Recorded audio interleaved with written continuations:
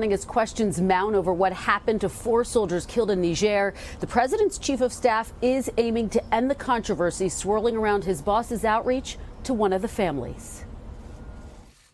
In a rare and remarkable appearance, the president's chief of staff trying to end the controversy swirling around President Trump's condolence call to the family of a U.S. soldier killed in Niger. There's no perfect way to make that phone call. Retired 4-star Marine General John Kelly, whose own son Robert was killed in Afghanistan in 2010, delivering an impassioned defense of the president's call to the widow of Sergeant LaDavid Johnson.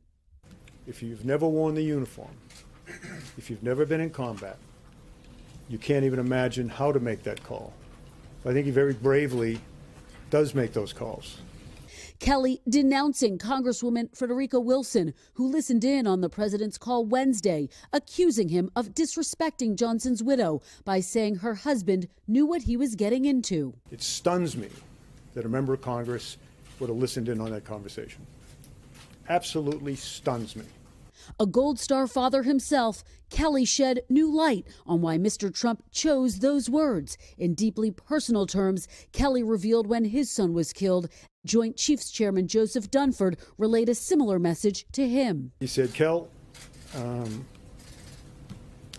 he was doing exactly what he wanted to do when he was killed. He knew what the possibilities were because we're at war. Kelly saying he was so upset Wednesday, he left the White House for Arlington National Cemetery. Went over there for an hour and a half, walked among the stones, some of whom I put there because they were doing what I told them to do when they were killed.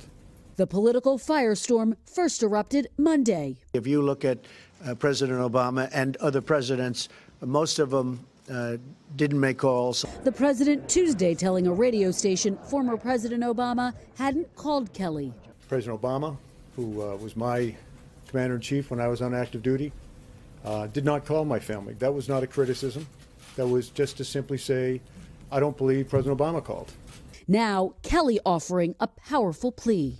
A young man, young woman going out and giving his or her life for our country. Let's try to somehow keep that sacred. A spokesperson for Congresswoman Wilson said she will not be making any further comment on the issue.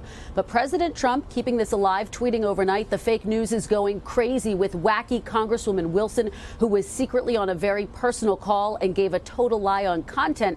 But Wilson is a friend of the family and was in the car with Johnson's widow with the president's call on speakerphone.